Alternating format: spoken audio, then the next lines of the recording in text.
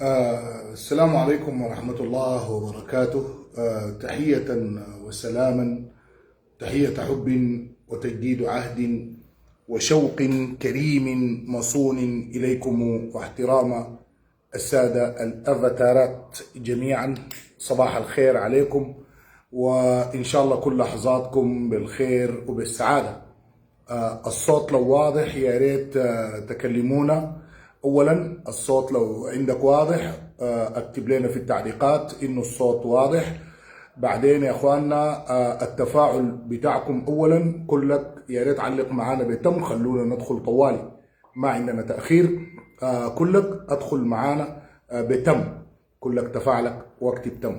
محمد نوح عليكم السلام ورحمه الله وبركاته. كاسيتي بيقول لي الصوت ان شاء الله الان واضح.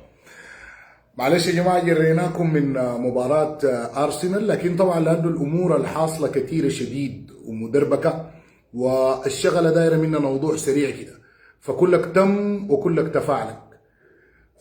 الساعات اللي فاتت كلنا تابع موضوع المسيرات وكيف انها استهدفت الاماكن الدقيقه والحساسه في الخرطوم وفي النيل الابيض في ربك وفي كوستي، ايضا في ام درمان كان هنالك استهداف للمسيرات في المرخيات. الكلام ده القى بظلاله بشكل سيء جدا جدا على حكومه او شله بورت السودان. الوضع خلاهم يمرقوا جايطين. مؤتمر صحفي لم يتم الاعداد له جيدا. الوضع مهترئ بشكل كبير جدا جدا. خرج الناطق الرسمي باسم الجيش وخرج معاه وزير اللي هو الخارجية، وفي الحالات الزي دي بيخرج رئيس الأركان أو وزير الدفاع في الحالات الزي دي مع وزير الخارجية، كويس. وفي حالات زي دي طبعا إعلان الحرب المفترض حتى يتم عبر رئيس الوزراء. المفترض إذا في أي حرب أو في أي قرار زي ده بيتم المصادقة عليه من رئاسة الوزراء، ومن ثم بيتم إرجاعه إلى القائد الأعلى أو القائد العام وليس الأعلى، لأنه أنت في فرق بين الاثنين دي. لما تقول القائد الأعلى للقوات المسلحة معناها ده اللي عنده السلطات الأعلى والصلاحية الأعلى، بمعنى ده زي الرئيس كده بتاع الجمهورية. أما القائد العام عادي جدا جدا. طيب الوضع اللي حاصل الساعات اللي فاتت، الوضع جايط إقليميا يا أخواننا، والله نتكلم بوضوح. الوضع ده جايط. انا ما داير اخوفك، انت القاعد في مدرمان او القاعد في الخرطوم او القاعد في النيل الابيض او في سينار او بورسودان او كسرى او القضارف، انا ما داير اخوف زول، اكون معاكم واضح ولا احب اخوف زول. لكن الوضع الماشي ده ماشي عكس، وكل الناس اللي كانت بتخدع بتقول لك ارجع الخرطوم كلها كانت حملات في كثير منها مغرضه، نقول علم من يفعلها او لم يعلم. الوضع الان بتاع الخرطوم خطورته بتبقى وين؟ الوضع بتاع الخرطوم يا جماعه يا ريت بس اي زول يعمل لنا اللايف ده يشاركوا في جروباته بتاعت الواتساب والفيس بسرعه يا ريت، وانت بتشاهد كلك خدت اجابك وتم عشان اللايف يصل لغيرك. طيب قصه انه الجيش يدخل في تحدي مع الجيش الاثيوبي دي معركه خاسره، وتلك قسمه ضيزه، دي قسمه ظالمه هتهلك ما تبقى من الاسم جيش ده، حينتهي نهائي. يا اخواننا انتوا كلكم اي زول فيكم الان بيستمع في اللايف ده، تحياتي يا عوض اسحاق الله يديك العافيه، تحياتي يا توم داود وكلكم. يا اخواننا انتوا كلكم تتذكروا الحرب دي مما بدت والمعركه دي بدت. يا اخواننا تتذكروا الدعم السريع ده انتهى من الجيش في دقائق وساعات كيف؟ تذكروا أسر ضباطه ونزل قناصته واعتقلهم جميعا في مشاهد يعني تاريخية. تذكروا الكلام ده ولا هم متذكرينه؟ الجيش ده هرب، الخرطوم خلاها ذاته، والقوة بتاعت الجيش الأساسية ضربت في المتحركات الجاية من الفشقة والجاية من كادوغلي والجاية من، تذكروها صح؟ ومتحركات بحري، وبعد ذاك الجيش الأهلي اللي تم تدميره في حطاب وكده. الله يرحمهم جميعا ويرحم كل من مات مننا. في النهاية ما بنشمت في زول. المعارك اللي حصلت دي يا جماعة كلها كانت نهاية الجيش. ده الجيش الحقيقي المقاتل اللي عنده العقيدة القتالية واللي عنده حاجة اسمها أنواط وأوسمة ونياشين ومياديل جابة باحترافية جد جد. ده الجيش الحقيقي كله اتقتل بدايه الحرب، ما تبقى منه الا اقل من 10% الان، اقل من 10%. ده ما بيقدر يداوس، ما بيقدر يداوس لك الجيش الاثيوبي، ما تغشوا نفسكم. طيب هنا في نقطة مهمة جدا، احنا دايرين نسأل البلابسة ديل، دايرين وهم البلابسة في نوع واعي وبيقصد انه يشوش، واغلبهم ما واعي، ديل اللي ما بيفهموا في السياسة، ديل اللي ساي بس بيعلقوا ساي لا بيفهموا يمين ولا شمال. عندنا لهم سؤال، انتوا الان بتشوفوا اثيوبيا دي معتدي مبين، وبتشوفوا اثيوبيا دي عدو كبير للسودان، مش كده؟ طيب تمام، من حقك.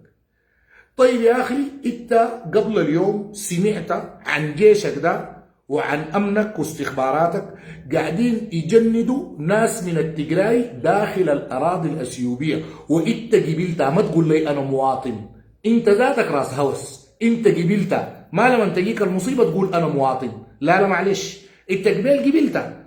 زي ما قبلت يخربوا بلد اخرين، هيجوا يخربوا بلدك في راسك. ترفض، تقبل، تفرفر، تكورك، تقول انا مسكين، تدعو، تقول انا ربنا ينتقم منه. ربنا ما بيشتغل بمزاجك، اول حاجه ما بيشتغل بمزاجك عشان تريح نفسك، اول حاجه الحكايه دي كويس. انت ربنا ما بتشوفه هناك وقت يظلموا البلاد الثانيه وبيشوفوا الا في بلدك ده شنو؟ يلا ما فليك، ما تشوش ساكت.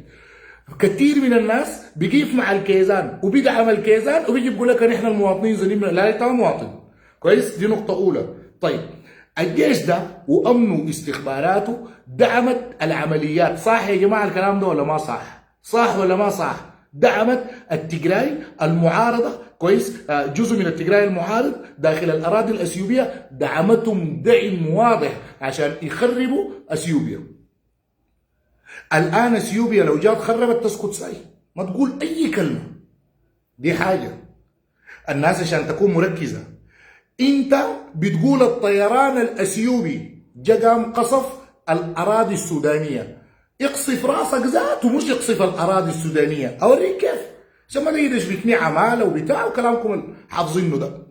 اولا انت مشيت جبت مصر من هناك وضربت بها، دار تضرب بها الدعم السريع، الا الحمد لله لحقناه في مروي هناك، صح ولا لا؟ الكلام ده كان وطنيه؟ لا اخليك واضح وصادق، الكلام ده كان وطنيه؟ مشيت جبت مصر ليه؟ ما كان تقاتل بجيشك لو انت عندك جيش اصلا، كان بتمشي تجيب المصريين؟ كويس الان بقى لك حرب. طيب دي النقطة. المصريين ديل لما نجوا من هناك وقالوا يضربوا الدعم السريع انت كنت مؤيدهم، صح ولا لا يا اخواننا؟ اسكت اذا ما تشويش الان. ادعوا ثبورا كثيرا، خلاص لا تدعوا اليوم ثبورا واحدا، مش كده؟ ادعوا ثبورا كثيرا. طيب نقطة ثانية، الساعات والايام والشهور والاسابيع الفاتت المسيرات الاكانجي دي قاعده تقوم من جبل عيوينات، قاعده تقوم من الاراضي هناك المصريه. يوم واحد يا اللي بتجي تقول انا مواطن وانا مسكين والله ينتقم منكم الجنجويد، النفاق ده، انت ده يوم واحد ما ادينت الطيران اللي بيضرب نياله واللي بيضرب الضعين اللي بيضرب المواطن، انت بتشوفه بتعمي عينك منه بتقول لا ده ضرب الجنجويد. لو جا ضربك ما تبكي، اثبت بس، اثبت، ما خلاص ربنا ده حق في النهايه كويس. انت ما ربنا ما بتوظفه على مزاجك انت النقطه دي مهمه جدا. الطيران ده وقت بيقتل في الابرياء وفي المساكين في مجزره سوق طره، انتوا كنتوا بتصفقوا وكنتوا بتشوفوه عدلا، الان اتحملوا كويس. انت بتجي تقول للناس اولاد الضيوف وبتجي تشتم الناس في ابهاتهم وامهاتهم. اي رب اللي بتتكلم عنه انت يا كذاب ويا كذابه، اي رب بتتكلم عنه يا منافق. انت بتجي تشتم الناس في ابهاتهم وفي اعراضهم وبتجي تقول قال الله ينتقم منهم، وانت قايل نفسك وانت قايل اسم الله، انت بتسميه المنتقم وانت مفتكر ده من اسماء الله، انت ما عارف اي حاجه. طيب المسيرات اللي بتنطلق من الاراضي المصريه وتجي تقصف اهلنا في دوامرهم وتجي تقصف الفوله وتقصف بزبد وتقصف المستشفيات وتضرب الاسواق وتكتل النسوان وما خلت حتى الرضع والاطفال والبهائم، انت كزول بتقول انا مواطن، انت كنت شايف الكلام ده عدل وكنت بتصفق له، صح ولا لا؟ الان اتحمل، ما تقول لي ضربوا مصنع سكر كنانه، اتحمل. انت ما كنت واقف ضد الحرب، انت مع الحرب، خلي النفاق، انت مع الحرب واقف مع الجيش، من حقك تقيف مع الجيش، من حقك تقيف مع الكيزان، لكن ما تجي تقول لنا بعدين انا مواطن ساي. يا اخواننا الصوت ده واضح ولا فيه مشكله؟ الصوت ده واضح؟ شايف جبال في زول قال ما واضح، هسه في زول قال ممتاز، صوت واضح.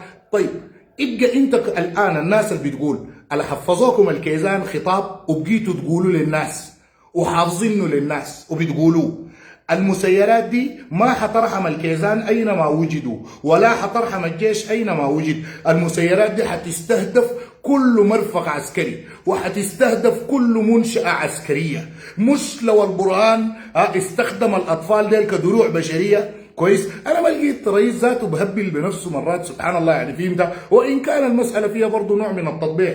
برضه انت راكب بوكسينه مالك، انت قلت تجيب لك بوكس حقك انت. كويس، الوضع الان اللي بيحصل ده، المسيرات الاكانجي دي نحن كان عندنا فيها مشكله، ما كان عندنا، جبنا ناسنا جابوا خلاص، بس يلا اي مكان بعد ده حتلقاه حتضرب اي هدف يمثل تهديد لاهلنا المساكين طوالي ما في كلام، بس عشان ما تشوي ساكت. والله العظيم لو تدعوا في الجوامع آناء الليل وأطراف النهار ربنا ما حيرفع العذاب منكم. ليه؟ لأنه القلوب هي المتسخة ولأنه الوعي زيرو. فهمت؟ لأنه ربنا بيقول لك سوي كده أنت بتسوي كده وبتجي تفتكر إنك بتغشه. والله لو تدعوا في الحرم المكي ولو ترفعوا فيديوهات اللهم دمر الجنجويد بيزيدهم قوة وبيسلطهم عليك.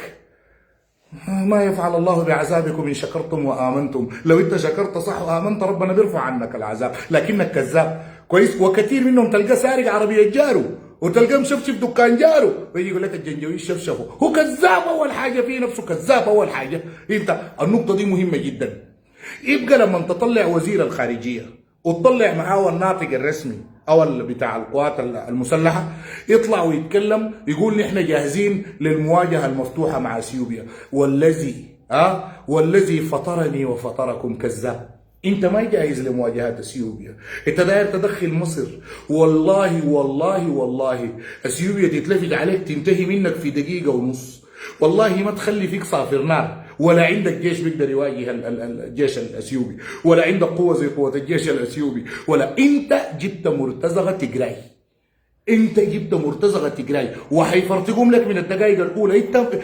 انتوا قايلين المشكله انه حتى شويه الجيش اللي كان بيواجه انتوا مفتكرين انه ده الجيش ده كله كانوا من التجراي. كويس، الان انت داير تواجههم بتجراي صح ولا لا؟ حينتهوا من جيشك ده في دقائق. طيب اثيوبيا ذاتها حقاره جدا، اثيوبيا ذاتها قاعده تستفز في مصر، وهيجيكم كلامي كنا بنقوله اللايف ده للتاريخ اتذكروه. كلامي كنت بقوله قبل فترات لما بقول لك انه بيجي يوم من الايام بتسمع الله اكبر دي دبابتهم، لكن بتسمعها من حته غير السودان، من شمالا كده فوق. قلت لك ده اسمها صح ولا لا؟ صح؟ يلا انت ماشي على الجيم ده. الجيم ده كبير، الجيم ده كبير. ولما قلت لك الجيش التشادي المرق على الحدود ده ما مرق للمشتركه، مشتركه شنو؟ جنيت ولا شنو؟ مشتركه. كويس، الجيش المرق ده جيش كبير جدا، آلاف عشرات الألوف من الجند والضباط وكبار الرتب، قادة الفصائل والسرايا والكتائب والجند المدونين في الدواوين رسميا. الجيش ده مرق مشى فوق هناك، الدواز حيحصل هناك. ما حدود شنو؟ انت صدقت بمسيرات بيحموها الحدود، انت جنيت لو دايرين بانتشار كده هناك. القصه دي اكبر من كده. القصه دي اثيوبيا ذاتها الان بتجهز لمعركه كبيره عندها علاقه بارتباطات السد العالي وعندها علاقه بالسياسه الاسرائيليه في المنطقه. جنيت ولا شنو؟ انت مفتكر يعني انه اثيوبيا المعركه دي ذاتها عشان كيزان ولا برهان؟ انا دائما قاعد اقول نحن علينا نرتقي شويه في النظره بتاعتنا ونبعد النظر بتاعنا. القصه دي ابعد من كده. القصه دي مخطط وقلب في التوازن الافريقي والاقليمي والمحيط الدولي. ده موضوع اكبر من كده يا جماعه. الموضوع ده حتى الجيش والدعم السريع وكلهم ادوات للسلطه الامبرياليه الامريكيه الاسرائيليه الروسيه الصينيه العالميه ذات. ومن وراء كل ديل واختاروا بريطانيا. الصوت ان شاء الله لو واضح يا جماعه يا ريت كلك اكتب معانا واضح. لو الصوت واضح كويس كلك اكتب معانا واضح. الحركه دي ذكرتكم شنو؟ كده واستغفر الله العظيم لي ولكم فاستغفروه، مش كده؟ فيا فوز المستغفرين. كلك قول تم يا شباب. الموضوع ده كبير جدا. اثيوبيا الان بتستفز في مصر وبتجر مصر لمعركه كبيره جدا، وحينها تنقلب كل الموازين الافريقيه وتنقلب كل الموازين العربيه حتى، وبينقلب الميزان السياسي وقبيل الثقل اللي كان بتمثله مصر، سواء كان في وجود السياسي او في كتلة البشريه او في يوم من الايام حتى كانت مصر طفرت طفرات تقدمت على كثير من الدول العربيه. مرحبا بك احمد غزالي، تحياتي لك يا اخي، الله يديك العافيه، تحياتي لكم جماعه الشباب. الموضوع ده اكبر بكثير. مصر الان حتى قصه جامعه الدول العربيه اللي كانت بتتقال، الان مصر بقت ما بتساوي الميزان الاول. يبقى اثيوبيا قاعده تجر فيها كده. شفت حركه المصارع الثيران؟ الماتادور مش كده؟ وش بالعلامه الحمراء دي لما هو بيستفز في التور يجي جاري من هناك، صح ولا لا يا جماعه؟ يا هوي نفس الطريقه دي اثيوبيا بتجر في مصر. مصر حتقوم تندفع غالبا بعد ده، ومصر اسمعوها مني، اذا اندفعت للغاره ولا ما اندفعت المخطط جايه توش من تل ابيب، ما عندها اي حل.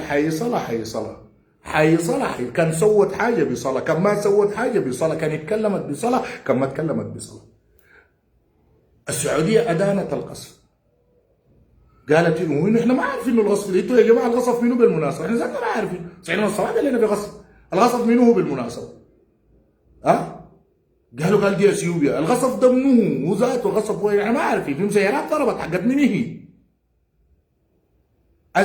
السعوديه الليله ادانت، قطر قبل شويه ادانت، مصر ادانت. ده التشكل بتاع المحور بتاع المحيط الاقليمي. المحيط الاقليمي قاعد يتشكل، الاحلاف اللي حتجيف مع بعض الان قاعد تتوازن يا جماعه. في ذكريات 2006 يا ذو الفقار، ذكريات 2006 ارسنال كان برضه تاهل للنهائي، باريس 17/5/2006 هدف سولكامبل الدقيقه 38 وسامويل ايتو الدقيقه 74 عادل النتيجه، الدقيقه 79 بليتي البرازيلي سجل الانتصار 2-1 خسروا ارسنال. اتذكر كان طرد المونيا من اول 6 دقائق ودخلوا يانز ليمان، لا طردوا يانز ليمان ودخلوا المونيا، كانت اول له مباراه تقريبا. طيب مبروك لارسنال، مبروك له، كويس. طيب يبقى المعارك اللي قاعد تمشي دي الان والماشيه كلها بتوريك انه اثيوبيا بتجر في المصريين للمواجهه، والاحلاف العسكريه قاعده تتشكل نقطه نقطه نقطه نقطه، وحلف حلف حلف حلف. التشكل الاحلاف بيوريك السودان ذات واقف وين، بيوريك حتى بور السودان، والبرهان ده قبيل بالبوكس زي اللي بيقول لك انا ما عندي شغله بالموضوع، زي العديل كده بيقول لك انا ما عندي شغله، يلا خليه يعملوا دليل يعملوه بعيدا عني انا، يلا كويس. طيب انت قلت اثيوبيا ضربت، وقلت انه نحن راقبنا الحكايه دي وجبنا الرقم وجبنا وجبنا وجبنا وجبنا، صح ولا لا؟ طيب اثيوبيا دي بالبينات والهدى والكتاب المنير حتقوم تقول لك تعال تعال تعال تعال حياك الغمام اقعد، انت اليوم الفلاني عملت ضد اثيوبيا 1 2 3، اليوم الفلاني رسلت مخابرات واستخبارات اخترقوا الحدود عملوا، اليوم الفلاني رسلت هيئه العمليات لابسين لبس بتاع الرعاه اتقدموا اخترقوا الحدود دخلوا على الفشل، اليوم الفلاني دخلوا كذا، انت عملت كذا كذا، وانت دعمت المعارضه في اليوم الفلاني كذا وكذا، صح؟ هاي اسكت ساي ما تشوش، يلا تاني بتيجي تفلقك في راسك وما تقدر ترد تاني من جديد، والمره دي بتضخم لك الموضوع، لانه كثير من حديثي السياسه واتباع الكيزان اللي هم ما فاهمين حاجه بيجي يقول لك اثيوبيا واثيوبيا، وحياة الله اثيوبيا تتلفت على جيشك ده، وحياة الله تفرتقوا في لحظات، اسمع ما تقعد تسمع لي جيش ومش شغال الهاشميه الزايده دي،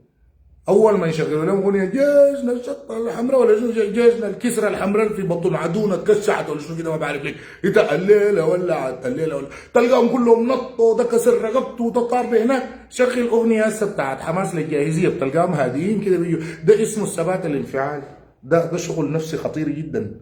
الزول الهادي مركز اكثر من الزول الجايط، ده حاجه ثابته. المهم الجيش ده الان اللي هو بيرتب. هو الجيش ما بيقدر يداوس. تاني انا بكرر، المشتركه دي احسن حالا هسه من الجيش ممكن تداوس في الحدود.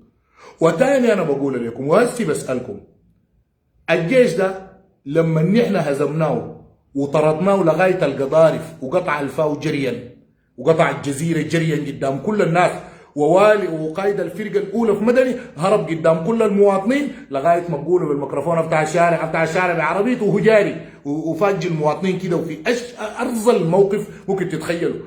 المشهد ده كان الجيش ولا واحد تاني؟ ده كان الجيش؟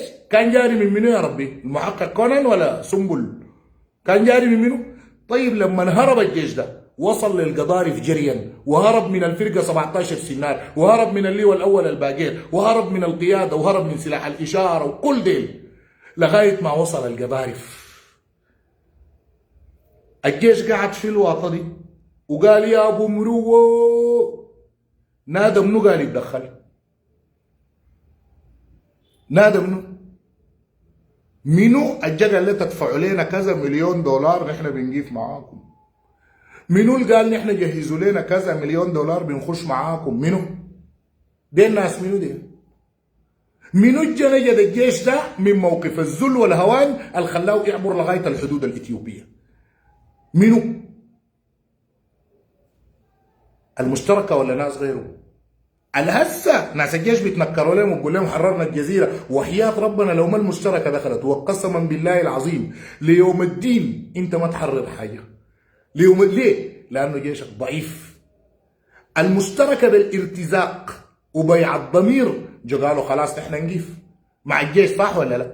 جو وقفوا مع الجيش عدلوا الكفه، الان مهمتهم انتهت، الان بقوا يطردوا ويهانوا وعندهم نجوم قريبين لنا جايين. في نجم بتسمعوه في الايام الجايه تتوقعوا انه من الجماعه من الجماعه تتوقعوا انه جاي عندنا نجم كبير جاي تاسيس. والله يا اخي دي قصه ترجع لكم انتوا يا كيزان، ابكوا امشوا قولوا ديل خانونا في انت وليه الزول ده مشى من مقبعنا. والله يا اخي ده الشيء يرجع لكم انتوا ان شاء الله على مستوى الخاص، يعني نحن عندنا بيه دخل مرحب به كل من جاينا يجينا. ويا اشاوسنا الكرام، السياسه ما فيها انا بكره وانا بحب، هي ما حب، ما في حاجه اسمها انا بحب وانا بكره. انت بتتكلم عن مشاعر غراميه، انت بتتكلم عن عاطفه واحاسيس، انت بتتكلم عن مصالح براغماتيه. نعم براغماتيه. الداير يجيك طوالي مرحب به. وجون جرن دي مبيور من 83 بيقتل في الجيش السوداني، والجيش بيقتل فيه الحركة الشعبية السودانية من 83 بتقتل. الآن الدعم السريع السوداني وتحالف تأسيس السوداني يرحب بكل زول جايو من المشتركة داير يرجع لحضن الوطن، خلاص من بورسودان داير يرجع لحضن الوطن، مرحب به ومرحب به ومرحب به. دي سياسة، دي سياسة يا جماعة، ما ليه؟ طيب طالما الأمر كذلك يبقى الآن المشتركة بتوزيعاتها وتشكيلاتها العسكرية جاهزة لأنه يحصل فيها نوع من التشظي. لكن في حاجة مهمة جدا، الصوت إن شاء الله واضح، ممكن بعد ده نختم بها. اللي عنده سؤال اكتبه، اللي عنده سؤال اكتبه طوالي، كل زول هنا. طيب إعجابك وتم عشان الله يصل لغيرك من الصفحة الإعلامي أحمد الضيب إشارة على فيسبوك. طيب السؤال هنا، هل حتتوقف المسيرات من القصف؟ المسيرات الما معروفة جات من وين؟ ضوء لمع وسط المدينة رسم نداء لمنادينا حين يبدو يختفي حينات تلك إشارة باتمان. باتمان انت الحارس الذي لا يهادن الشر من كهفه انطلق مثل بارق مر. هل ستتوقف المسيرات؟ لن تتوقف المسيرات، وربي لن تتوقف. والاستهدافات الجاية أنا 14 مرة ورا بعض في آخر شهرين اتنبأت لك بضرب كوستي والنيل الأبيض تحديدا، وقد تم ما قلته البتة. والآن تاني بأكد لك في ضربة 15 و16 و17 جاية على كوستي تاني، وجاية على ربك تاني، وجاية على كنانة تاني.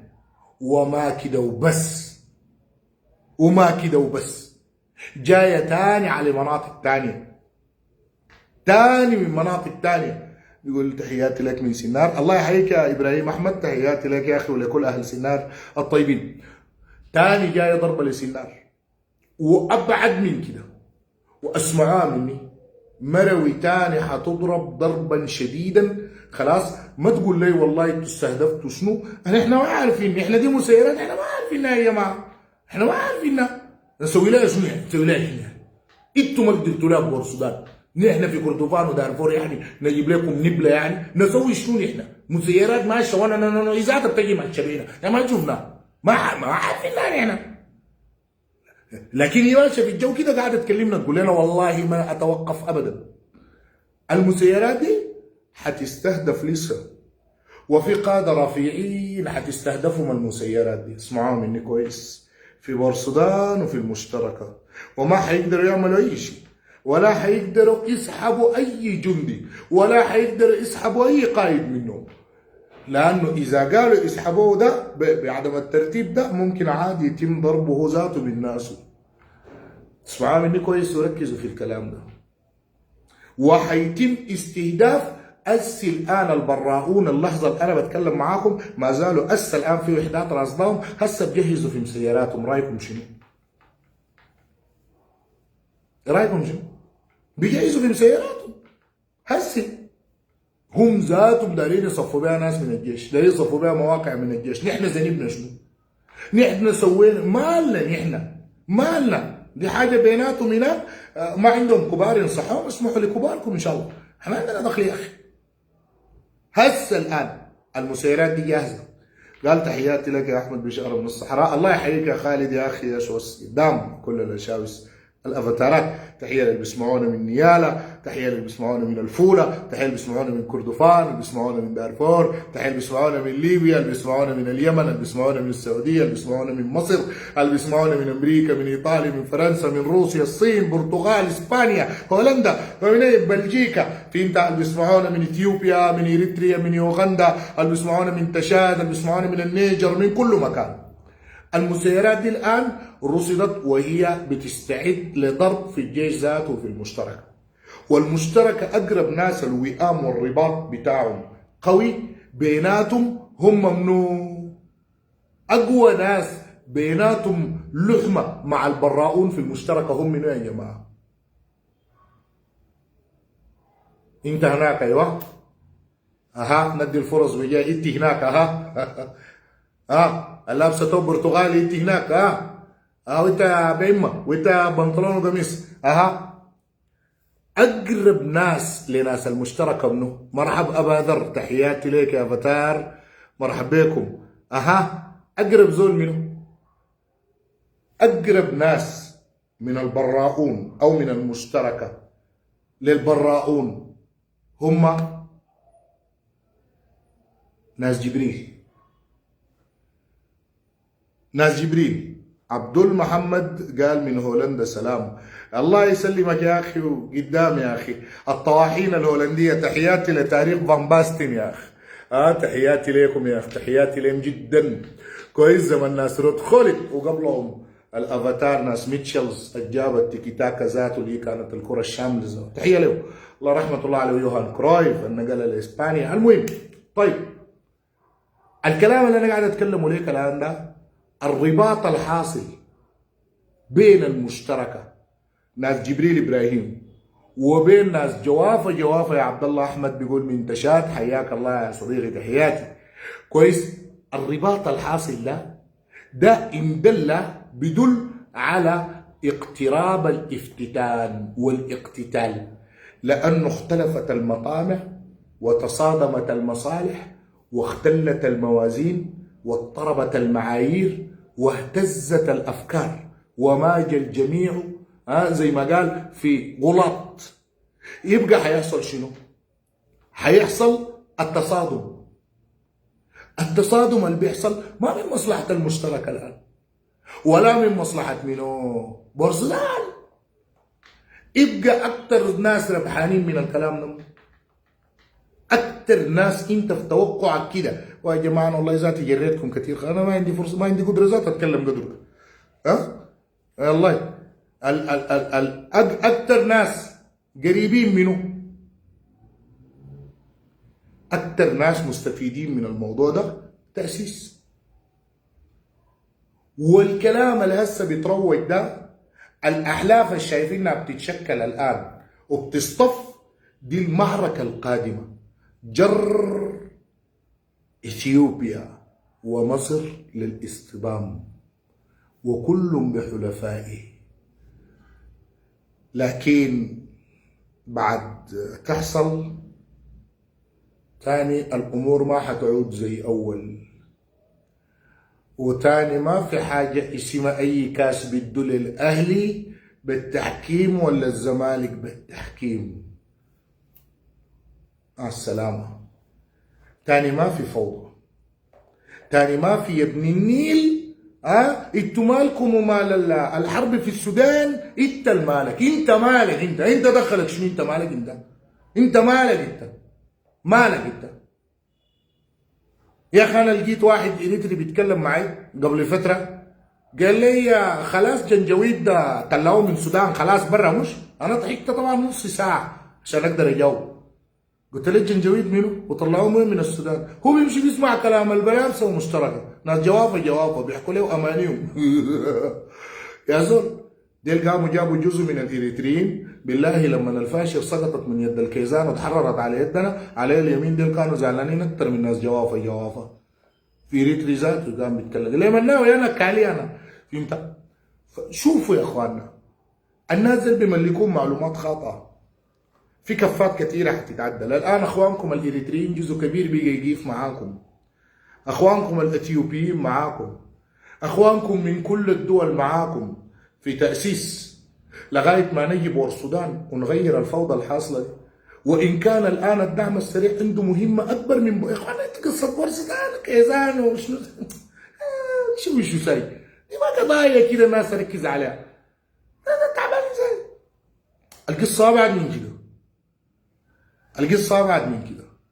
القصة اليوم أنت تسمع الله أكبر الله أكبر، دي دبابتهم، دي البكاء ده وين؟ اللفته دي مكتوب فوق كشف بورسعيد، ترونه بعيدا ونراه قريبا. اليوم ذاك كما بدأنا أول خلق نعيده وعدا علينا إنا كنا فاعلين. الله يبدأ الخلق ثم يعيده، الله يبدأ الخلق ثم يعيده. اليوم ذاك أنا بس شخصيا خايف اجي افتح لكم اللايف هنا واجيب ناس هنا في اللايف اقول لهم قولوا باع وبيع وبوع. انا خايف من دي، لانه الباء بتدينا الرمزيه للبدايه والواو بتدينا انطلاق التواصل والعين للعلم. فهمت؟ هنا مع الف النار والقوه والسلطه، وهذا نجي نحللها بعدين. باع دي ذاتها نجي نفكك الحروف بتاعتها. انا خايف اجيب ناس هنا اقول لهم قولوا باع، الناس كانوا بغلطوها ما بيعرفوا. انت بتقول كلام هو بعاين هنا بس ما بيقدر يعاين كده. فهمت؟ وفي اخرين مساكين ممكن يكون جد ما مركز، في زول تاني قد ما يركز. والتحيه من هنا تاني لاسرائيل، هاي التحيه لابناء النبي يعقوب. هو يا يعقوب هوي انت جاي نفسك مسلم اكتر منهم؟ لا انت وانت ذاتك هسه حاسب نفسك كويس. وانت مالك قايل له كيف تجيب مع اسرائيل مسلمين اكثر منك انت؟ دي حاجه انت كمان عارفها انت جاي للشيوخ اللي بيقول لك في الجامعه ده الصح مشكله كويس. المهم الساعات الجايه والدقائق الجايه والايام الجايه خطيره جدا. دول حتدخل، قارات حتحكم، انقلاب في الموازين العامه لانظمه الحكم خلاص، في شمالا وسط كده. المهم ما تشوشوا، في وضع بيحصل واوضاع هتمشي ومحاولات جر اثيوبيا. ده اكبر مخطط. المخطط ده القصد منه انه خلاص مصر تفقد السيطره وربما يحصل هناي فيها. فهمت؟ فيبقى الكلام ده لما انت تقوم تعاين له وتقوم تخطه قدامك بتقدر تستوعب الصراع اكبر من صراع انه البرهان يلف ببوكسي، ولا الصراع بتاع انه ديل قال امريكان قال قاصديننا في عقيدتنا. وين ما في اي اخلاق، نحن بس شغالين شعائر دي عليكم والله كده يا اخي، نحن ما عارفين اي حاجه، احنا محتاجين تجديد وتصحيح من جديد ان شاء الله للمفاهيم. جبال تكلمنا وفي الصفحه الاعلامي احمد الضيب اشاره كويس، نحن حنجي نشرح كلام كتير، خليكم قراب، قول تم خد اعجابك، قول تم خد اعجابك وخلي الرساله تصل. توقع فيديوهات اقوى ان شاء الله. حكايتي قلتها وعندكم تركتها فاحفظوها علها تنفعكم. لا اله الا الله، ان للنوم لسكرات، بعد الواحد ماشي يدخل في سكرات النوم، ينوم بشكل واضح، بشكل حقيقي، بشكل جاد. سلاما.